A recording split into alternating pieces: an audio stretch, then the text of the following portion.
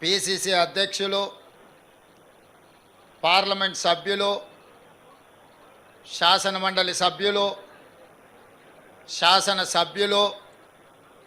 ఇతర ప్రజాప్రతినిధులు, కాంగ్రెస్ పార్టీ కార్యకర్తలు, రాజీవ్ గాంధీ అభిమానులు, మరీ ముఖ్యంగా ఆనాడు రాజీవ్ గాంధీతో కలిసి పనిచేసిన ప్రియరంజన్ దాస్ మున్షి వారి సతీమణి ఏఐసిసి తెలంగాణ ఇన్ఛార్జ్ దీపాదాస్ మున్షి గారు, వి హనుమంతరావు గారు, పెద్దలు కె కేశవరావు గారు అందరూ కూడా ఈ కార్యక్రమంలో పాల్గొని రాజీవ్ గాంధీ విగ్రహావిష్కరణ కార్యక్రమానికి ఒక నిండుదనం తీసుకొచ్చినందుకు మీకు అందరికీ మనస్ఫూర్తిగా ధన్యవాదాలు తెలియజేస్తున్నాం. మిత్రులారా, ఇది రాజకీయ వేదిక కాదు. రాజకీయపరమైన అంశాలు ప్రస్తావించడం నాకు పెద్దగా ఇష్టం లేదు. కానీ జరుగుతున్న పరిణామాలు, కొంతమంది మాట్లాడుతున్న మాటలను దృష్టిలో పెట్టుకొని త్యాగం అంటే ఏందో రాబోయే తరాలకు, ఈరోజు చిల్లర మల్లరగా మాట్లాడుతున్న వాళ్లకు గుర్తు చేయాల్సిన బాధ్యత తెలంగాణ రాష్ట్ర ముఖ్యమంత్రిగా నా మీద ఉన్నది.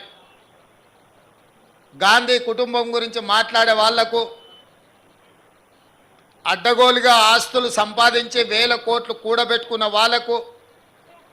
మోతీలాల్ నెహ్రూ గారు వజ్రాల వ్యాపారం చేసి సంపాదించిన వేల కోట్ల రూపాయల సంపదను జాతికి అంకితం చేసిన విషయాన్ని ఈరోజు నేను గుర్తు చేయదలుచుకున్నా. వారి వారసుడు గొప్ప బారిస్టర్ కావాలి, గొప్ప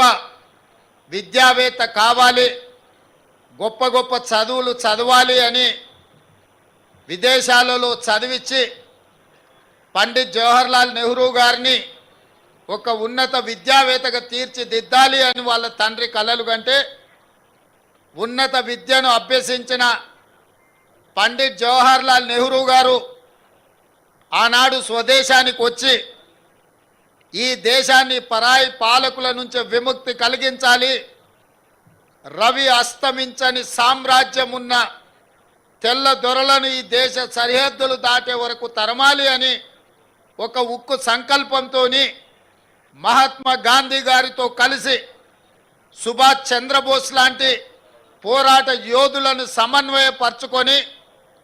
దేశ స్వతంత్రం కోసం పోరాడటమే కాదు, 10 సంవత్సరాలు దేశ స్వతంత్రం కోసం జైల్లో మగ్గిన చరిత్ర పండిత్ జవహర్లాల్ నెహ్రూది అన్న సంగతి ఈనాడు చిల్లర మల్లర మాటలు మాట్లాడుతున్న వాళ్లకు తెలవాల్సిన అవసరం ఉన్నది. పండిత్ జవహర్లాల్ నెహ్రూ గారు స్వతంత్రం వచ్చిన భారతదేశానికి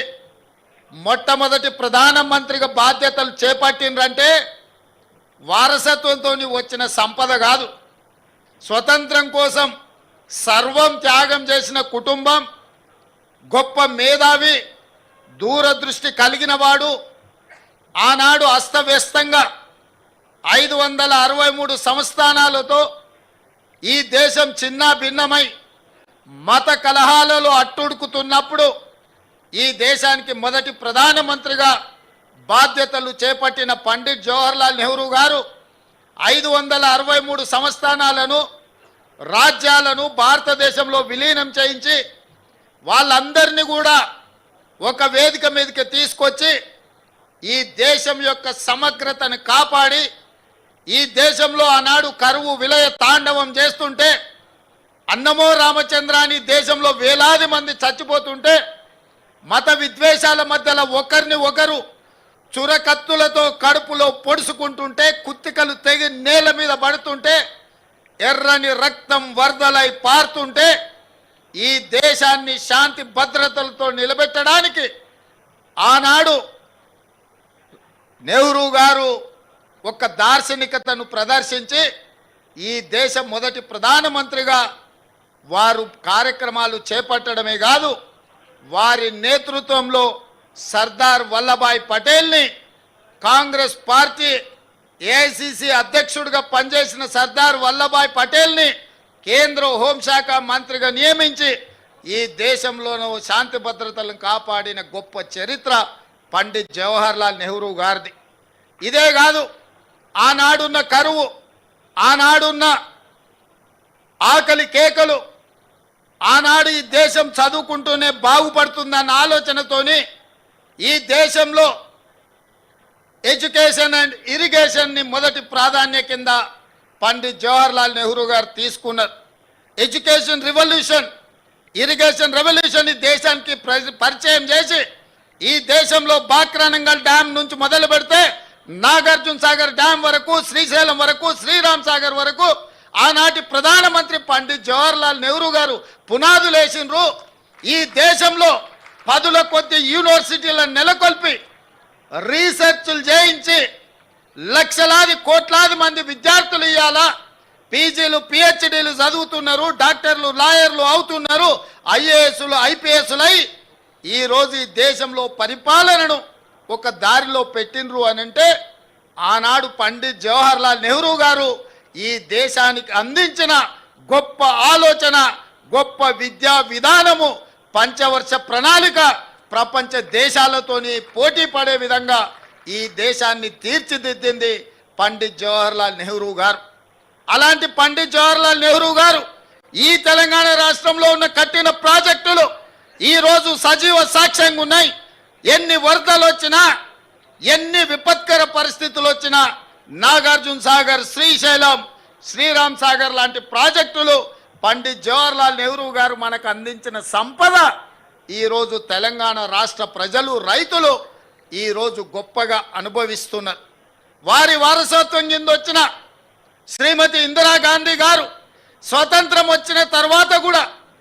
కాంగ్రెస్ పార్టీ నాయకులు స్వతంత్రం కోసం అమరులైనరు. వారు అమరులై ఈ దేశానికి స్వతంత్రం తీసుకొచ్చిన స్వతంత్రం భారతదేశాన్ని